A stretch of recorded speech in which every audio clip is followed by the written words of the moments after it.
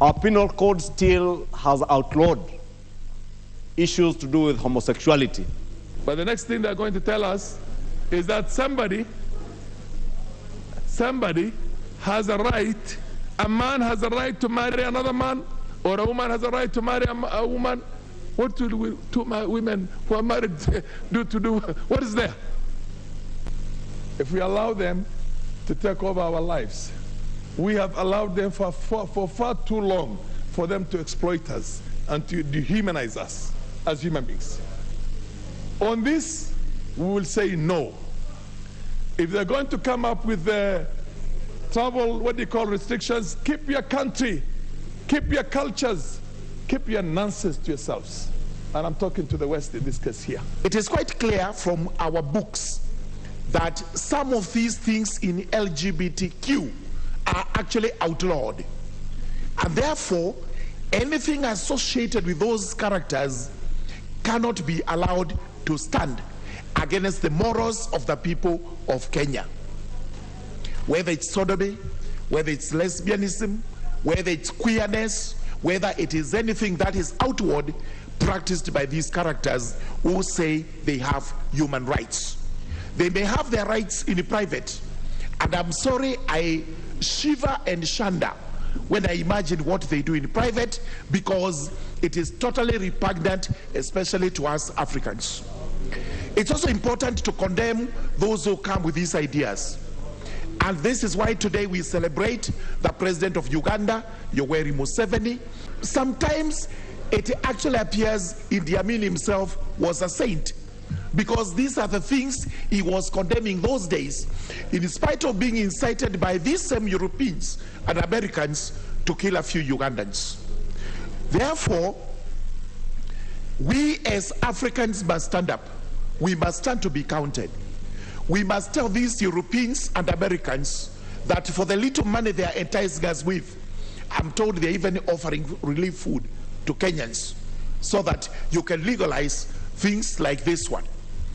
They have been approaching our organizations, including the Kenya National Human Rights Commission, offering tokens so that they can promote rights of such characters. Thank heavens, these commissions and these organizations have said no to their little tokens. Let them keep their bad habits in Europe, in America. Let us as Africans keep what we consider to be morally upright and suitable for our society. Speaker, I am a watcher and I'm a fan of National Geographic, which has documentaries. You see male animals being attracted to females, fighting to death. I have never seen a male animal raising to satisfy itself sexually on another male animal. So what are they telling us, Mr. Speaker? How can we then, 2023, admit the gays and lesbians of this world to rule this country? Mr. Speaker, on this seat where I sit from, I am telling people who I represent from Mavoko, if you see gays and lesbians, tell them to be wary of me, because I'm going to tell you what you are going to do with them. So are Kenyans. We cannot allow that, Mr. Speaker.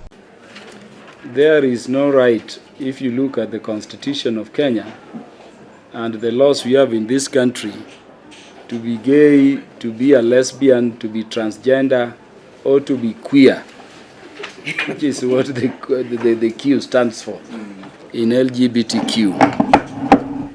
To the contrary, we should read the provisions of Article 45 of the Constitution. First, it places the family at the very heart of the society. In fact, what it says is that the family is the fundamental unit of the society. At sub-article 2 of Article 45, it says only people of opposite gender can marry one another. And that is the law of Kenya. Yes, my viewers and subscribers. Hope you guys full enjoy the video. It's what I say. Yeah, man. Hope you guys rate the Kenyan them. Stand up and say no to them thing there in them country. You know what I say? Why? I wish we Jamaicans stand up same way and say no, we don't want that in our country. You know what I say? Just like all them Kenyan there. I say them no want that in the country. They don't want a salami in them country. You see me, I say, people, check that out. Yeah?